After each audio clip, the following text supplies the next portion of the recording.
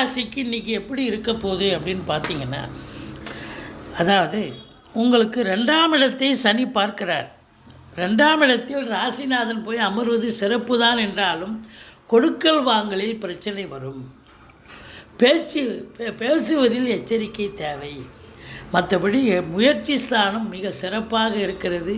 இளைய சகோதரர்களால் நன்மைகள் நடக்கும். ஒரு சிலர் குறுகிய தூர பயணம் ஏற்படும் இன்றைக்கி. ஆனால் வண்டி வாகனம், சொந்த வண்டி வாகனங்களில் போகாதீங்க, எச்சரிக்கையாக இருங்க. மற்றபடி உங்களை பொறுத்தவரையிலையும் இன்றைக்கி ஒரு அற்புதமான ஒரு தினம், தொட்டதெல்லாம் சாதிக்கக்கூடிய ஒரு தினம் அப்படின்னு சொல்லலாம்.